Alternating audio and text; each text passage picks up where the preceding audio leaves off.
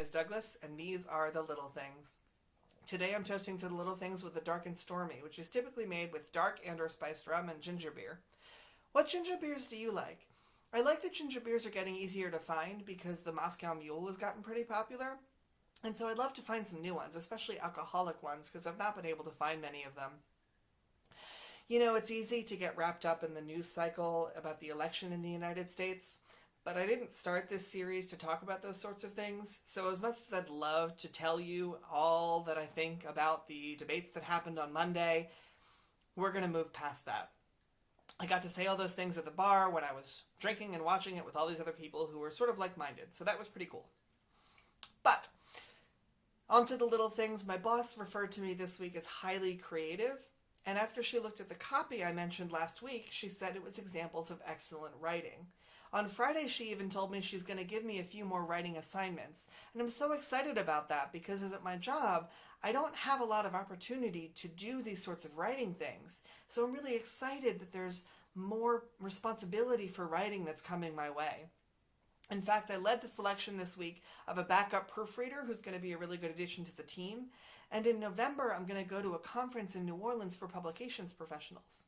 I'm happy to hear all of these things because they're little things that don't mean a lot individually, but they suggest that there's some growth in my position.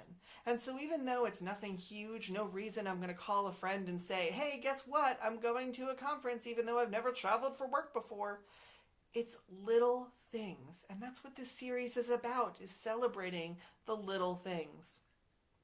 I had this colleague who was exhibiting some behaviors that concerned me. They seemed to suggest a level of entitlement that I don't really appreciate. So I made an effort to start to write those things down. And what I found is there was only one, maybe two in the past month of those things.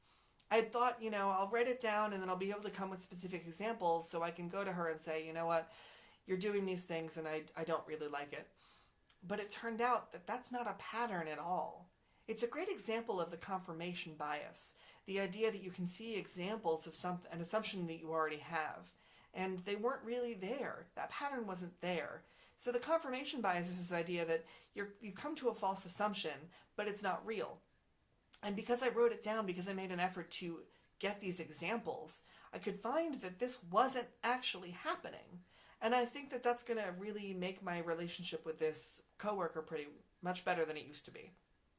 Back to driving, because apparently the only two things I'm going to talk about on this series is work and driving, because what else do you do when you are a work commuter? I don't know. On Tuesday, on my way into work, I had to slam on my brakes because somebody cut off the car ahead of me, and instead of getting mad about it, because I'd gone to that session last week and we talked about emotions, I thought these two things. I thought, one, I reacted well enough to this that I didn't crash, even though I certainly easily could have. And two, because I had not been exactly the most awake, this made me much more alert, even though I had not had my coffee that day. And here I was, woo! Another driving thing is yesterday I was going to a friend's house, and she moved out of town, so I've not driven to this house in a while, and I've never driven there from the new place I moved to this summer. So I could very easily have gotten lost. I get into the wrong lane, the left turn lane, even though I mean to go straight.